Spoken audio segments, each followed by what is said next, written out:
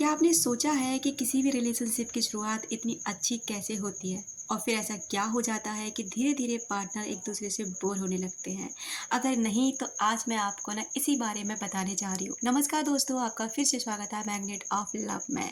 अगर आप ऐसे वीडियोस देखना चाहते हैं जहाँ पर अमेजिंग दुनिया की अमेजिंग बातें होती हैं तो आप जुड़ सकते हैं मेरे इस चैनल के साथ में। तो चलो बात करते हैं कि आखिर में नए रिश्तों में जब वो प्यार होता है, वो फीलिंग्स होती हैं, वो धीरे-धीरे ख़त्म कैसे हो जाते हैं? आखिर होता क्या है? दरअसल नए रिश्ते से ही लोग लगातार मैसेजिंग की आदत डाल लेते हैं। यानी कि जैसे ही आप उस नए रिश्ते में पहुँचते हैं ना, तो आप एक-दूसरे को इतने सारे मैसेजेस करते हैं कि उसकी ना एक तरीके से आदत डाल लेते हैं। इसे कहते हैं डिजिटल प्यार।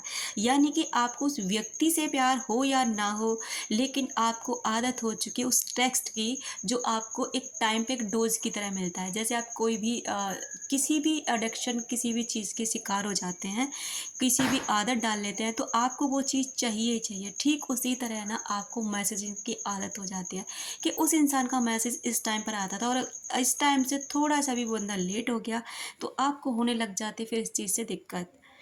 तो इसे कहते हैं डिजिटल प्यार। आप दोनों के रिश्ते के लिए मुसीबत का काम कर सकता है।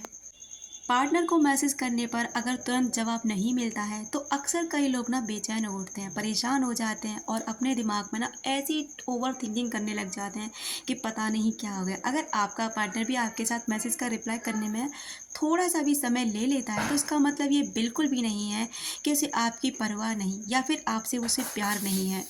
हो सकता है कि वे किसी काम में व्यस्त हों या फिर उन्हें हर वक्त ऑनलाइन एक्टिव रहना पसंद न हो। ऐसे में आप उनके शेड्यूल को समझने की कोशिश करें और बार बार मैसेजिंग करने से बचें, क्योंकि इससे रिश्तों पर काफ़ी बुरा असर पड़ता है। आपको एक तरीके की ना इसकी बुरी आदत लग जाती है। इसे एक लत मान लीजिए, एडिक्टेशन मान लीजिए, कुछ भी मान लीजिए। बहुत से लोग मिलने-जुलने की बजाय कॉलिंग या फिर मैसेज करना ज़्यादा पसंद करते हैं और उनको इस चीज़ की लग जाती है बहुत बुरी आदत। पार्टनर को हर पल अपडेट करने के लिए कई लोग ना मैसेज का सहारा लेते हैं। ज़रूरत से ज़्यादा मैसेज और कॉल की आदत रिलेशनशिप को तबाह कर सकती है। क्योंकि सच बताओ ना तो आपको उस व्यक्ति की आदत नहीं है, बल्कि उस व्यक्ति के द्वारा जो आपको डोज़ मिल रही थी ना, समय-समय पे जो मैसेज होना, कॉल होना, उसकी आपके माइंड को एक आदत हो जाती है।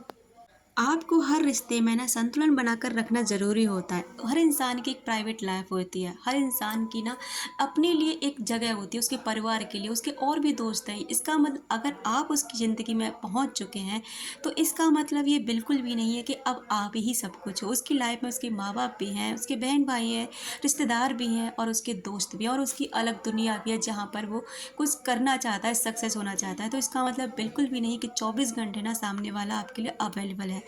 और अगर 24 घंटे आपके लिए अवेलेबल है तो मान लीजिए उसकी ज़िंदगी में तुम्हारे अलावा करने के लिए कुछ है ही नहीं। वो तो ऐसे रिश्ते भी ज़्यादा नहीं टिक पाते हैं, क्योंकि ऐसे धीरे-धीरे एक दूसरे से बोर हो जाते हैं। कब तक कोई एक दूसरे से बात करते कितना समय बिता सकते हैं आप?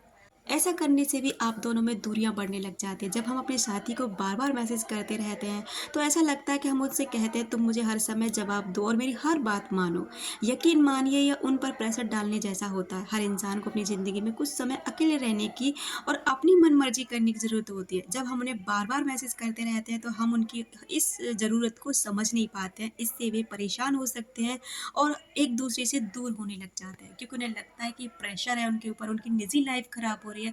तो इन सब आदतों से ना आपको बचना चाहिए। अपने रिलेशन को अच्छा करने के लिए ना थोड़ा सा